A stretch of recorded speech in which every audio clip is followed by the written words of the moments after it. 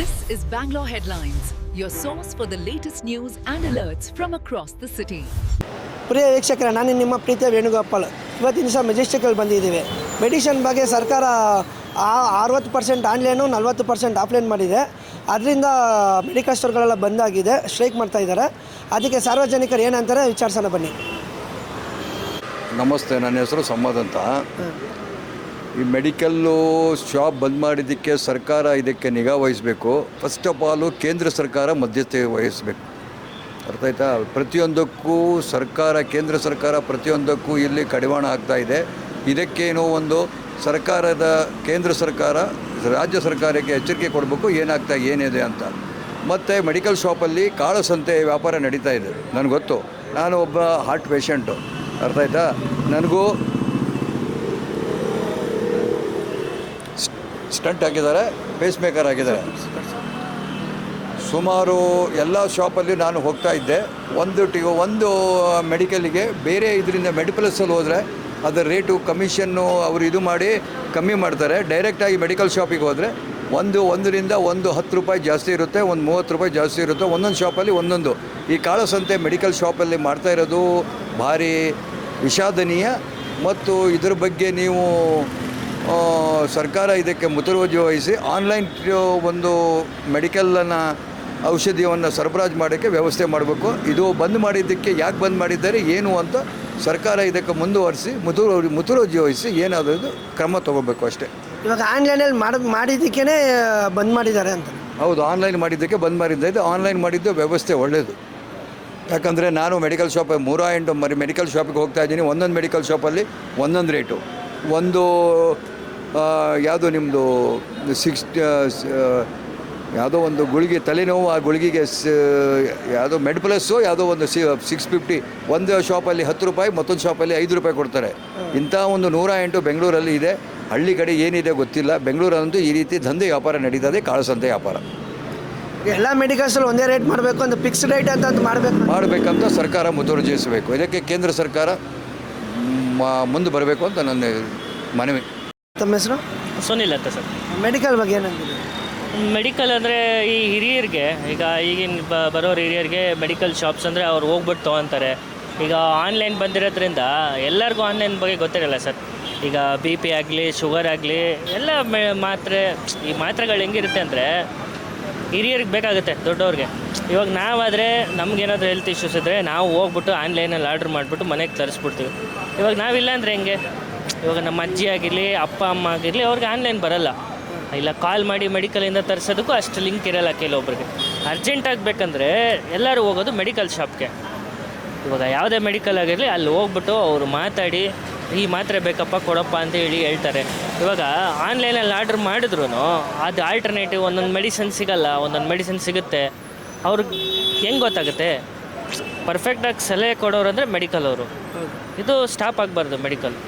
ಏನಂದರೆ online market ಹಿರಿಯರಿಗೆ, ನಮ್ಮಂಥವ್ರಿಗಲ್ಲ, ಹಿರಿಯರಿಗೆ ತೊಂದರೆ ಆಗುತ್ತೆ. ಅವ್ರಿಗೆ ತೊಂದರೆ ಆಗಬಾರ್ದು. ಮೆಡಿಕಲ್ ಶಾಪು ಸ್ಟಾಪ್ ಆಗಬಾರ್ದು. ಹಾಗೆ ಆನ್ಲೈನಲ್ಲಿ ಕೊಡ್ತಾ ಇರೋ ಡಿಸ್ಕೌಂಟ್ಗಳು ನಮ್ಮ ಮೆಡಿಕಲ್ ಅಂಗಡಿಯಲ್ಲೂ ಮಾಳಿಗೆಯಲ್ಲೂ ಸಿಗಬೇಕು. ಎಲ್ಲ ಮೆಡಿಕಲಲ್ಲೂ ಈಗ ಒಂದು 10% ಡಿಸ್ಕೌಂಟ್ ಕೊಡ್ತಾರೆ, ಇಲ್ಲ 14% ಡಿಸ್ಕೌಂಟ್ ಕೊಡ್ತಾರೆ. ನಾನು ಮೆಡಿಕಲ್ ಫೀಲ್ಡಲ್ಲಿ ಸ್ವಲ್ಪ ದಿನ ಕೆಲಸ ಮಾಡಿದ್ದೀನಿ, ಫಾರ್ಮಸಿ ಫೀಲ್ಡಲ್ಲಿ. ನನಗೇನೆಂದರೆ ಮೆಡಿಕಲ್ ಶಾಪ್ ಅವ್ರಿಗೆ ಏನಿಲ್ಲ ಅಂದರೆ ಒಂದು 40-50% ಡಿಸ್ಕೌಂಟ್ ಸಿಗುತ್ತೆ. ಅವ್ರ ಕಸ್ಟಮರ್ಗೆ ಒಂದು 10% ಡಿಸ್ಕೌಂಟ್ ಮಾಡಿದ್ರು ಒಳ್ಳೇದಲ್ವ ಅವ್ರಿಗೆ? ಹೌದು, ಇರೋರು ನಮಗೆ ಒಂದು 10% ಡಿಸ್ಕೌಂಟ್ ಕೊಡ್ತಾರೆ ಅನ್ನೋದ್ರ ಮೇಲೆ ಯಾರಾದರೂ ಹೋಗ್ಬಿಟ್ಟು ಅಷ್ಟು ದೂರ ಹೋಗ್ಬಿಟ್ಟು ತೊಗೊಂಬರ್ತಾರೆ.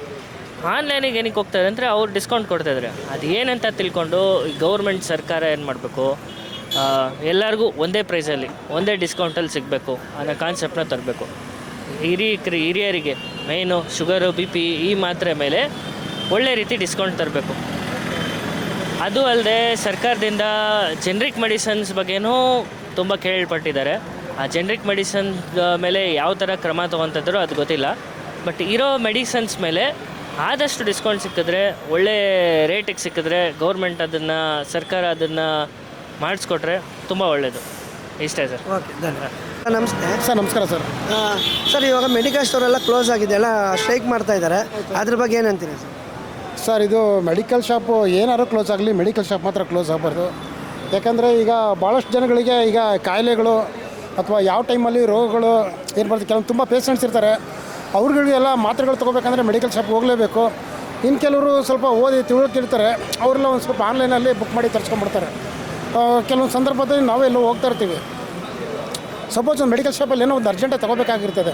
ಮೆಡಿಕಲ್ ಶಾಪ್ ಇಲ್ಲ ಅಂತಂದರೆ ಏನಾದರೂ ಏನೋ ಮನುಷ್ಯನ ಜೀವಕ್ಕೆ ತೊಂದರೆ ಆಗೋ ಸಾಧ್ಯತೆಗಳು ಇರ್ತದೆ. ಪ್ರಪಂಚದಲ್ಲಿ ಏನಾದರೂ ಬಂದಾಗಲಿ ಮೆಡಿಕಲ್ ಶಾಪ್ ಮಾತ್ರ ಬಂದಾಗಬಾರ್ದು ಸರ್. ಯಾಕಂದರೆ ಇವತ್ತೊಂದು ಎಷ್ಟೊಂದು ಜೀವ ಪ್ರಾಣಗಳು ಉಳಿದಿರೋದೇ ಮೆಡಿಕಲ್ ಶಾಪ್ಗಳಿಂದ. ಯಾಕಂದರೆ ಸಣ್ಣ ಪುಟ್ಟಕ್ಕೆಲ್ಲ ಹಾಸ್ಪಿಟ್ಲಿಗೆ ಹೋಗೋಕ್ಕಾಗಲ್ಲ. ಎಮರ್ಜೆನ್ಸಿಗೆ ಒಂದು ಸಣ್ಣ ಪುಟ್ಟ ಒಂದು ಮಾತ್ರೆ ತೊಗೊಂಬಿಟ್ಟು ಈಗ ಕೆಲಸಗಳು ಮಾಡ್ಕೊಳ್ಳೋರು ಭಾಳ ಜನ ಇದ್ದಾರೆ. ಅಂಥದ್ರಲ್ಲಿ ವಯೋವೃದ್ಧರು ಭಾಳ ಜನ, ಈಗ ವಯಸ್ಸಾರು ಮುದುಕರಿರ್ತಾರೆ. ಅವ್ರುಗಳಂತೂ ಏನೋ ಒಂದು ಮೆಡಿಕಲ್ ಶಾಪಲ್ಲಿ ತೊಗೊಳ್ಬೇಕಂತಂದರೆ ಈಸಿ ಇರ್ತದೆ. ಅವ್ರುಗಳೆಲ್ಲ ಇವಾಗ ಆನ್ಲೈನಲ್ಲಿ ಪರ್ಚೇಸ್ ಮಾಡಬೇಕು. ಆನ್ಲೈನ್ ಅಂತಂದರೆ ಅವ್ರಿಗೆ ಅಷ್ಟೊಂದು ಮೊಬೈಲಲ್ಲಿ ನೋಡೋ ಅಷ್ಟೊಂದು ಜ್ಞಾನ ಇರೋದಿಲ್ಲ. ಇವಾಗೇನೋ ಯುವಕರು ನಾಲೆಡ್ಜ್ ಇರ್ತದೆ, ಓದಿರ್ತಾರೆ, ಅವರೆಲ್ಲ ಆನ್ಲೈನಲ್ಲಿ ಏನೋ ಬುಕ್ ಮಾಡ್ಕೊತಾರೆ. ಈಗ ಮೆಡಿಕಲ್ ಶಾಪ್ ಇಲ್ಲ ಅಂತಂದರೆ ವಯಸ್ಸಾಗಿರೋ ವೃದ್ಧರಿಗೆ ಭಾಳ ಕಷ್ಟ ಆಗುತ್ತೆ. ಅಂಥದ್ರಲ್ಲಿ ಇವತ್ತು ಮೆಡಿಕಲ್ ಶಾಪು ಬಂದಾಗಿದೆ ಅಂತಂದರೆ ಇದು ಒಂಥರ ವಿಪರ್ಯಾಸ ಅಂತ ಹೇಳ್ಬೋದು ಸರ್. ಆ್ಯಕ್ಚುಲಿ ಕರ್ನಾಟಕ ಬಂದಾಗಲಿ ಏನೇ ಬಂದಾಗಲಿ ಎಲ್ಲನೂ ಬಂದಾದರೂ ಮೆಡಿಕಲ್ ಸ್ಟೋರ್ ಓಪನ್ ಇದ್ದೇ ಇರುತ್ತೆ. ಅಂಥದ್ರಲ್ಲಿ ಇವತ್ತು ಬಂದಾಗಿದೆ ಅಂದರೆ ಎಲ್ಲರಿಗೂ ಆಶ್ಚರ್ಯನೇ ಆಗ್ತದೆ. ಹ್ಞೂ ಸರ್, ಎಲ್ರಿಗೂ ಆಶ್ಚರ್ಯ ಆಗುತ್ತೆ. ಯಾಕಂದರೆ ಇವತ್ತಿನ ದಿನ ಕಾಯಿಲೆಗಳು ಮತ್ತು ಮನುಷ್ಯನಿಗೆ ಇವತ್ತು ಎಷ್ಟೊಂದು ಜನಗಳು ಇವತ್ತು ನೆನೆಸ್ಕೊಂಡ್ರೆ ಎಷ್ಟೊಂದು ಜೀವಗಳು ಹೋಗ್ತಾ ಇರ್ತದೆ. ಯಾಕಂದರೆ ಹೇಳೋಕ್ಕಾಗಲ್ಲ, ಎಮರ್ಜೆನ್ಸಿ ಮನುಷ್ಯನಿಗೆ ಏನು ಬೇಕಾದ್ರೂ ಆಟ ಆಡಲಿ, ಜೀವ ಜೊತೆಗೆ ಆಟ ಆಡಬಾರ್ದು. ಹಾಗಾಗಿ ಮೆಡಿಕಲ್ ಶಾಪು ಓಪನ್ ಇರಲೇಬೇಕಾಗುತ್ತೆ. ಮೆಡಿಕಲ್ ಶಾಪು ಮತ್ತು ಹಾಸ್ಪಿಟ್ಲ್ಗಳು ಇವೆಲ್ಲ ಏನು ಬಂದಾದ್ರೂ ಮೆಡಿಕಲ್ ಶಾಪು ಮತ್ತು ಹಾಸ್ಪಿಟ್ಲ್ಗಳು ಮಾತ್ರ ಬಂದಾಗಬಾರ್ದು ಸರ್. ಯಾಕಂದರೆ ಇವತ್ತು ಬೆಳಗ್ಗೆ ತಿಂದ್ಬಿಟ್ಟು ಬೇಕಾದ್ರೆ ಒಂದು ಹೊತ್ತು ಉಪವಾಸ ಇದ್ಬಿಡೋಣ, ಆದರೆ ಮೆಡಿಕಲ್ ಶಾಪ್ ಮಾತ್ರ ಕ್ಲೋಸ್ ಆಗಬಾರ್ದು ಸರ್. ಯಾಕಂದ್ರೆ ಕೆಲವರು BP ಮಾತ್ರೆ, ಶುಗರ್ ಮಾತ್ರೆ ಮರ್ಬಿಟ್ಟು ಬಂದಿರ್ತಾರೆ, ಎಲ್ಲ ಊಟ ಮಾಡುವಾಗ ಬೇಕು ಅಂತದೆ. ಹೌದು ಸರ್. ಈಗ ಏನಾಗುತ್ತೆ ಅಂದರೆ ಭಾಳ ಜನ ಈಗ ಡ್ಯೂಟಿ ಮಾಡೋಕ್ಕಂಥವ್ರು ಎಮರ್ಜೆನ್ಸಿ ಎಲ್ಲ ಟೈಮ್ ಆಗಿಬಿಟ್ಟಿರ್ತದೆ, ಡ್ಯೂಟಿ ಹಂಗೆ ಬಸ್ ಹತ್ಬಿಡ್ತಾರೆ, ಅಥವಾ ಕೆಲಸದ ಇದರಲ್ಲಿ ಟೆನ್ಷನ್ ಹೊಟ್ಬಿಡ್ತಾರೆ. ಅವ್ರಿಗೆ BP, ಶುಗರು, ಇನ್ಯಾವುದೋ ಕಾಯಿಲೆಗಳಿರ್ತದೆ, ಮಾತ್ರೆನ ಮನೇಲೇ ಬಿಟ್ಟು ಬಂದಿರ್ತಾರೆ. ಅಕಸ್ಮಾತ್ ಮನೇಲಿ ಬಿಟ್ಟು ಬಂದಿದ್ದರೆ ಎಮರ್ಜೆನ್ಸಿಗೆ ಅವ್ರ ಹತ್ತಿರದಲ್ಲಿ ಹೋಗ್ಬಿಟ್ಟು ಮೆಡಿಕಲ್ ಶಾಪಲ್ಲಿ ತೊಗೊಳ್ಬೋದು. ಹಾಗಾಗಿ ಮೆಡಿಕಲ್ ಶಾಪ್ ಓಪನ್ ಇದ್ದರೆ ಭಾಳ ಅನುಕೂಲ, ಎಷ್ಟೊಂದು ಜೀವ ಪ್ರಾಣಗಳು ಉಳಿಯುತ್ತೆ ಅಂತ ಹೇಳಿ ಸರ್ ಮೆಡಿಕಲ್ ಶಾಪ್ ಓಪನ್ ಇದ್ದರೆ. ಈಗ ಸರ್ಕಾರಕ್ಕೆ ನಿಮ್ಮಿಂದ ಏನಂತೀರ? ಇಲ್ಲ ಸರ್, ಅಂದರೆ ಅವರು ಏನು ಮುಂಜಾಗ್ರತೆಯನ್ನು ಕೈಗೊಂಡು ಇದು ಮಾಡಿರ್ತಾರೆ, ಎಲ್ಲ ಪ್ಲಾನ್ ಪ್ರಕಾರ ಮಾಡಿರ್ತಾರೆ. ಬಟ್ ಏನಂದರೆ ಮೆಡಿಕಲ್ ಶಾಪು ಓಪನ್ ಇದ್ದರೆ ವಯೋವೃದ್ಧರಿಗೆ ಮತ್ತು ಕಾಯಿಲೆ ಕಷಾಲೆ ಇದ್ದಾಗಂಥವ್ರಿಗೆ ಮಾತ್ರೆ ತೊಗೊಳ್ಳೋರಿಗೆ ಅವ್ರಿಗೆ ತುಂಬ ಅನುಕೂಲ ಆಗುತ್ತೆ ಅಂತ ಹೇಳ್ತೀನಿ ಸರ್. Thank you. ನಾನು ಮಿಸ್ಟರ್ ಇಂಡಿಯಾ ಅಂತಾರಾಷ್ಟ್ರೀಯ ದೇಹದಾಢ್ಯ ಕ್ರೀಡಾಪಟು LM ಕರಿಬಸಪ್ಪ. ಅಷ್ಟೇ ಅಲ್ಲ, ಕನ್ನಡ ಬಿಗ್ ಬಾಸ್ ಸೀಸನ್ 12 ಸ್ಪರ್ಧೆಯು ಕೂಡ ನಾನು. ನೀವೆಲ್ಲ ವೀಕ್ಷಿಸಿ ನೋಡಿ, ಇಲ್ಲೇ ಇದೆ ಬೆಂಗಳೂರು ಹೆಡ್ಲೈನ್ ನ್ಯೂಸ್ ಪತ್ರಿಕಾ ಮತ್ತು ನ್ಯೂಸ್ ಚಾನಲ್ಲು. ವೀಕ್ಷಿಸಿ, ಸಬ್ಸ್ಕ್ರೈಬ್ ಮಾಡಿ ಸ್ನೇಹಿತರೆ. Thank you. ತಮಗೆಲ್ಲ ಪ್ರೀತಿಯ ಧನ್ಯವಾದಗಳು ಬೆಂಗಳೂರು ಹೆಡ್ಲೈನ್ಸ್ ಕಡೆಯಿಂದ. Thank you.